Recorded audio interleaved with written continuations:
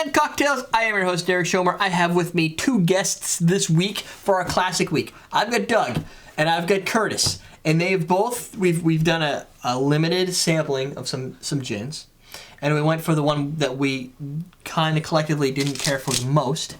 That was really nice to say it that way. That's what I do. Yeah. You're being very nice to the company. They're made in America. There's very few gin companies made in America. My dog's ruining the set. Made in America. Right? So, and they donate $2 to the men and women in the armed forces when you buy it. And they're trying. Why can't you just give the $2 to the armed forces? I've always wondered that when it comes to like stuff like that. I guess because I wouldn't. Seriously, because, you know, our country doesn't spend enough on fucking defense anyway. Well, they buy planes and stuff. Seriously? And firefighters and police. It's... Tell us how you really feel then. Yeah. I'm angry at this point. Apparently. So the pre-tasting got you to this point, or were you That's already awesome. at this point? No, I'm just... You're just being...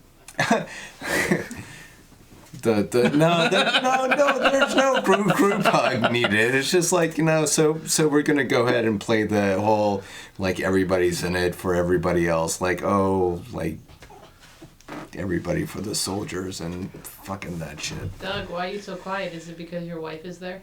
Yes. He's not allowed to say all the things fire he department wants to and the say. police department's in there. Now, he's usually... He doesn't filter. There's no need to filter. Get in my camera. Like, says Doug has a hair across his ass. That was your line. That was my line. Okay. So, this is called the Gin Sling. Yes. Recipe submitted by, well, what was it? This was originally a slow gin sling? No. This is the Gin Sling. I don't know what I had in mind. 1825.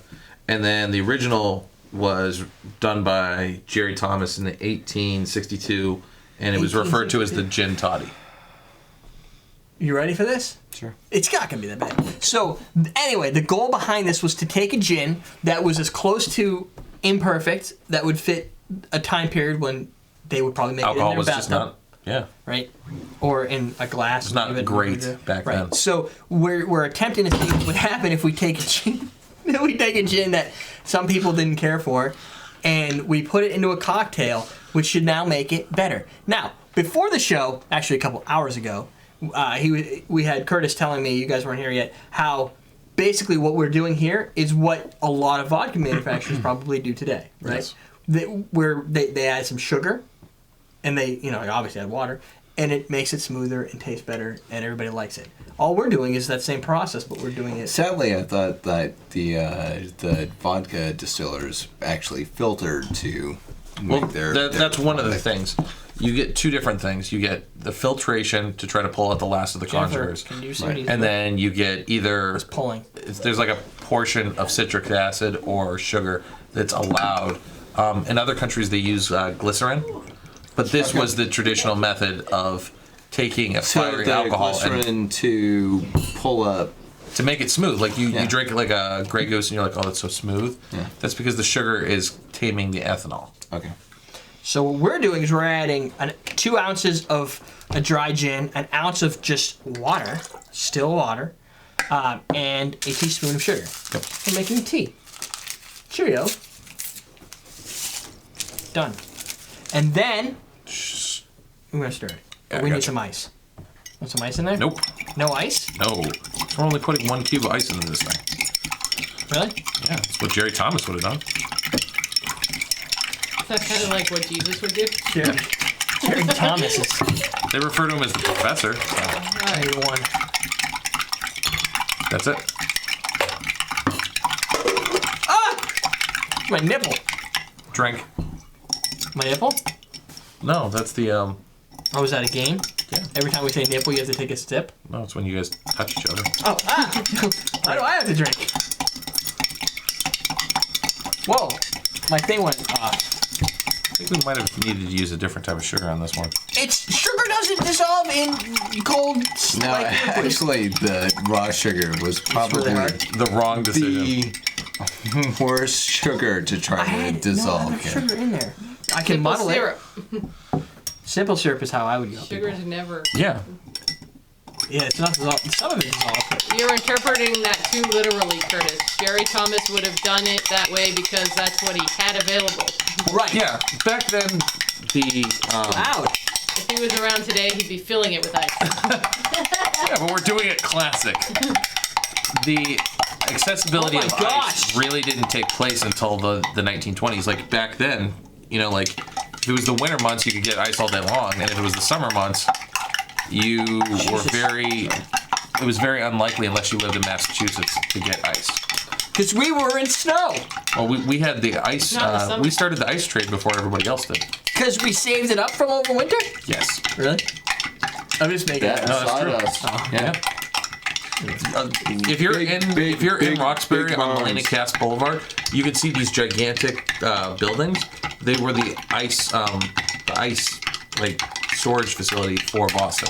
So then ice skating would have probably been banned as a waste of resources. No, because they would actually cut all the ice out of Walden Pond. Yeah. It was... No, it's not done. Then keep stirring. I wanted to participate in the... You can't He do wanted two to be things part at of the once. group. He wanted to participate, Multitask, but not done. have to talk over the loud noise. So what were you saying, I Doug? can do this. You give me this. I don't know. I thought you were saying. Fuck me, Canada. It's got to do with Walden. Yeah. What He's about pouting Walden? now. He You know won't you can talk. swim in Walden Pond now? Dude, you Yeah, in did the a good summertime job. you swim there. Naked? There's little kids around. I mean, taking your life in your own hands, but With the parents? yeah. Parents suck. They're like, oh my god, look at all the naked people. I can't allow my child to see naked Okay, people. so we remember how it tasted Or with just the the- gin. Yes. This should How be do they allow better. their kids to see themselves I think so. naked? I don't know. Shit. That's a great question, Doug. Not really. No, it really isn't. Whatever. I'm worried. Waiting for you. It's okay to see yourself naked, but other people naked, that's kind of weird. What do you I think? never wear pants. Yeah, 'cause you don't have legs. Pants right I don't now. actually have a leg. Ah! Pants Drink. guy. Why did you just touch my pants erection? Because it was right there. Get it. Touch. Drink. Finish your drink. You're making the audience drink like crazy right now. And you're making me feel awkward. I feel like there's a sexual harassment case. I think it does the job. I think that really did what it was supposed to. Evan, it's nice and sweet. he's laying against What's he laying against? the stream cameras and how I don't know. Curtis isn't in it It's anymore. actually it's still really bad. It's not that bad. It's pretty bad. Yeah, but you got to think back in the day. Like what we're talking about, 1825. Yeah. We're talking about taming something that was like that's a step above what it was to begin with. Yeah, because we actually made gin liqueur just now. Yes. I would say that's what we did. Yeah. A gin liqueur. Yeah. But it kind of loses some of the ginny qualities. Like, to me, it tastes a little ethanol-y. A little Watered down. watered down ethanol. This could almost be vodka. Almost. I say that because there is a little bit more flavor than straight up vodka. And if maybe it's a good way of handling a gin you don't like that you own. You get it as a gift. I'm not excited about it though. I think this cocktail is more of a necessity for the time period than something that needs to ever be recreated. We just did. I know, but I'm just saying that this was a necessity for the time period. Right. Yeah. Kind of like in the same way that punches predate the cocktail. Like, there's a lot of punches that shouldn't be recreated. Like grain alcohol and watermelons. No. Not even close. This is just like a history lesson. That's Right. all it is. I'm historically lessoned up. I would never suggest that anybody goes into a bar and asks for one of these.